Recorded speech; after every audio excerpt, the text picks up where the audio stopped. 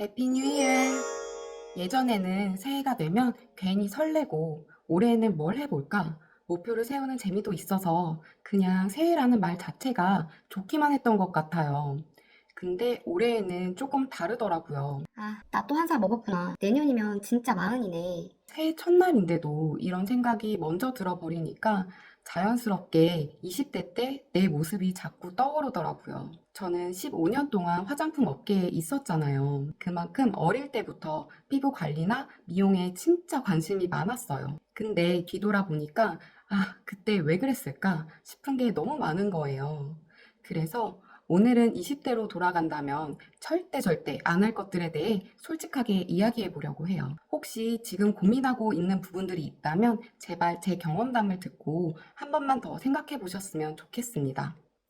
첫 번째로 아이라인 문신입니다. 이거 진짜 제가 성인 되고 제일 처음으로 한 미용 시술인데 지금도 생각하면 속이 쓰려요. 진심으로 20살 때 나를 만날 수만 있다면 도시락 싸가지고 매일 찾아가서 야, 너 그거 하지 마. 제발 하지 마. 이러면서 붙잡고 싶어요. 제가 20살에는 스모키 메이크업 전성시대였어요. 아이라인을 관자놀이까지 쫙 그어서 그리고 회색, 검은색 섀도우를 엄청 발랐었거든요. 근데 문제는 제가 화장 초보였다는 거예요. 아이라인 하나 그리는데 1시간씩 걸렸어요. 1시간. 그렇게 해야만 겨우 봐줄 만한 수준이었어요. 그러다가 생각하게 된 거죠.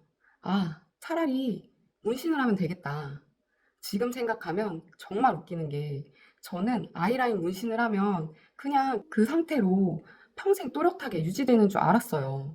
이렇게 될 줄 진짜 상상도 못했어요. 처음 몇 달은 정말 좋았어요. 아침에 일어나면 눈 아이라인이 또렷하게 있으니까 와, 신세계네 이랬죠. 근데 시간이 지나면서 뭔가 이상해지기 시작했어요. 또렷했던 라인이 점점 푸르스름해지더니 색이 번지듯이 퍼지는 거예요. 어느 순간부터는 이게 뭐지? 내가 다크서클이 이렇게 심했나? 눈밑이 점점 어두워지는데 아무리 컨실러로 가리려고 해도 가려지지가 않는 거죠. 결국 피부과에 갔어요.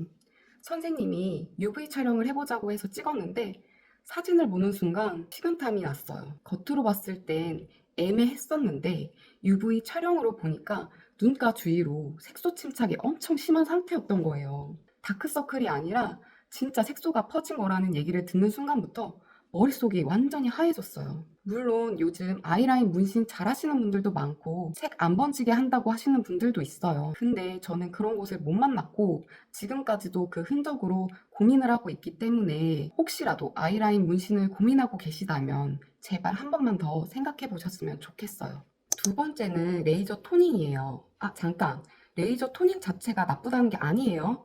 문제는 제가 어떻게 했느냐였어요. 아이라인 문신 때문에 눈가에 색소 침착이 생기기 시작하니까 얼굴이 전체적으로 칙칙해 보이는 거예요. 문신 제거는 무서웠고 이게 속눈썹 근처니까 무섭잖아요. 그래서 그냥 토닝이라도 받아서 피부 톤이라도 맑게 해보자.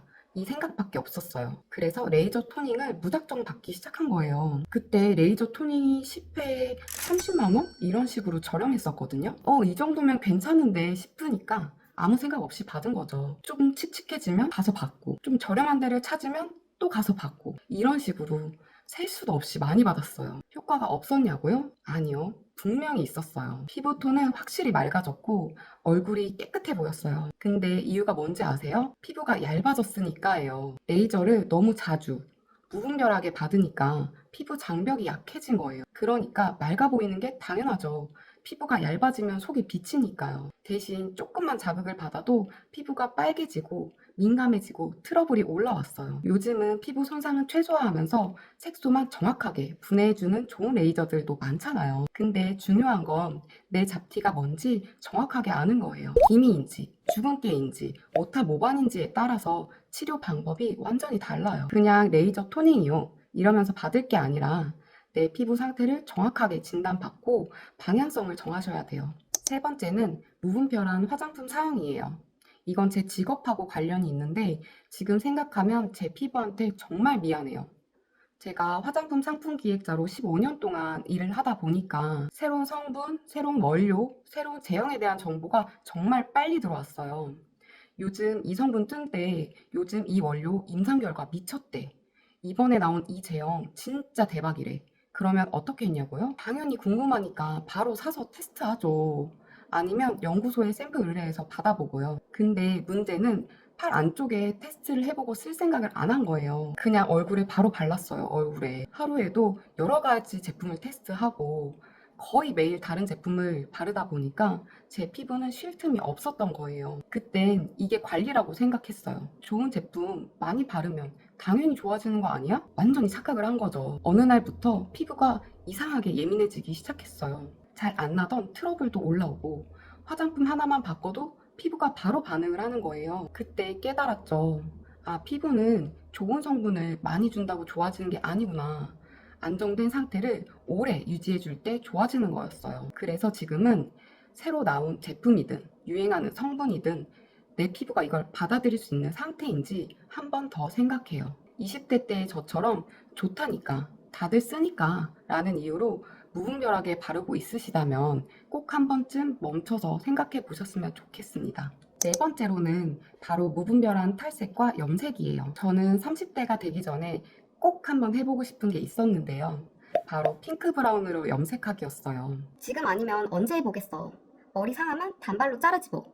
이런 생각으로 큰 고민 없이 결정을 했고 결국 탈색 2번에 염색까지 들어갔어요. 결과는요, 색은 정말 예뻤어요. 딱 원하던 그 색이 나왔거든요. 근데 그게 얼마나 갔는 줄 아세요? 딱 2주 갔어요. 2주 동안 예쁜 머리 하려고 제가 뭘 잃었는지 지금부터 말씀드릴게요. 일단 두피가 가렵고 따가운 거예요, 계속. 머리는 빗기만 해도 뚝뚝 끊어지고 머리 감을 때마다 배수구가 막힐 것처럼 머리카락이 빠졌어요. 거울 보면서 아, 이건 아니다 싶어서 결국 단발로 자르게 됐죠. 근데 진짜 문제는 그 다음이었어요. 두피 컨디션이 한번 망가지니까 회복하는데 진짜 오래 걸리더라고요. 두피 각질이 껍데기처럼 막 벗겨지니까 밖에 나가기도 싫었어요. 머리카락도 얇아지고 많이 빠져서 머리숱이 확 줄어드는 게 눈에 보였는데 이게 또 빨리 회복되냐? 그것도 아니에요. 결국 두피 앰플, 모발 영양제, 샴푸, 트리트먼트 다 바꾸고 한동안 쌩쇼를 했던 기억이 나요. 오늘은 새해를 맞아 제가 20대 때 시간, 돈 쏟아붓고 후회한 경험담에 대해서 얘기해 봤는데요. 곧 마흔을 바라보는 저는 20대로 돌아갈 수 없지만 제 영상을 보고 있는 20대 분들이라면 예뻐지기 위한 시술이나 관리를 시작하기 전에 아, 이건 한번 더 고민해 봐야겠다 라고 생각해 보는 계기가 됐으면 좋겠어요. 다음 영상에는 반대로 20대 때 시작하면 정말 좋은 뷰티 관리법들에 대해 얘기해 볼게요. 오늘 영상이 도움이 되셨다면 좋아요, 구독 부탁드려요. 그럼 다음에 또 만나요. 안녕.